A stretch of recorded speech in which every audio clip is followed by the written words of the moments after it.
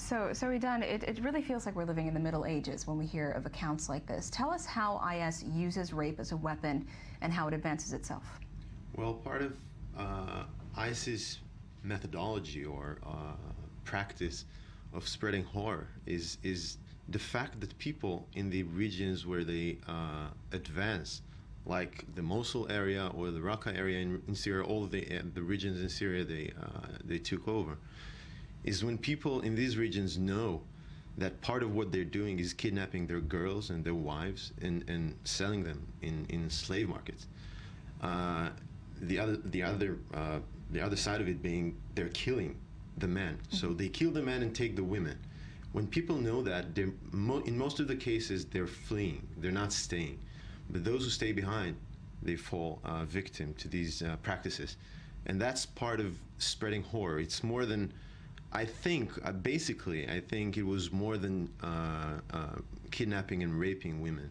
It started as a means of spreading their horror and showing off their power, their ability to control the population. But then, when they started doing it, and they started it with not with the Yazidis, but with the Christians of Mosul in June 2014.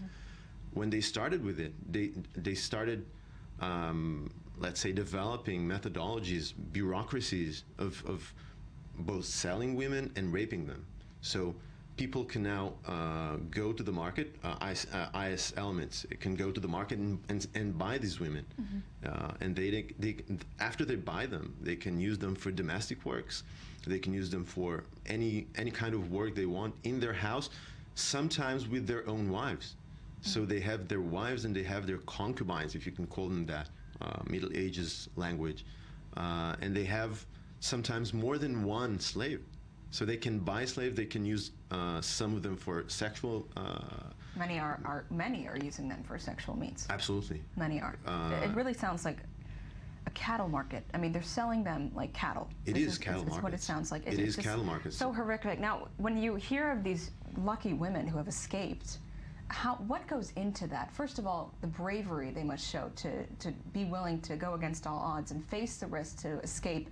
What exactly goes into that? Sometimes they escape and sometimes they're being bought by their families, or there's actually a very interesting case I just heard, or it's not a case, it's actually an ongoing effort of a Canadian Jew who's buying Yezidi girls and some Christian girls from ISIS, one after one, using some contacts in Iraqi Kurdistan.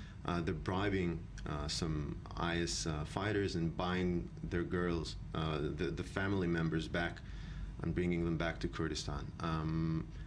Well, there's a big effort in buying these girls, but I think the biggest problem for them is coming back to the families. It's as big a problem as staying kidnapped in ISIS hands. Really, it's that.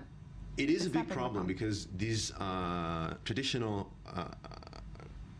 societies, traditional communities, both the Yazidis and the Christians, have hard times getting those girls back because they were raped, in some cases hundreds of times.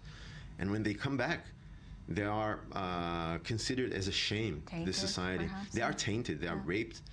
Sometimes, in some cases, we heard about girls and women coming back to their families, to their societies, their communities, pregnant from the rapists. Oh my gosh! So in a country in Iraq, abortion is illegal as well. So it furthers the issue. Done. Yeah. Yes, and so both the Christians and the Yazidi communities had to change or reform their theologies in order to accept those girls back. And now the Yazidis have succeeded in changing. So until recently, let's say a year or two ago, if such a thing would happen, the girl would never be able to come back home. And now the community is as a communal effort trying to receive those girls back. They're working on their traditions and their belief system. On reforming the traditions, and now they're trying in a communal manner to take those girls back, and sometimes to send them away to Germany for treatment, for psychological treatment, for medical treatment if needed. We only can imagine how much they would need that. Well, Idan Barir, thank you very much for joining us this morning, and let's hope the international community gets more involved sometime soon to end this. Thank you. Thank you very much.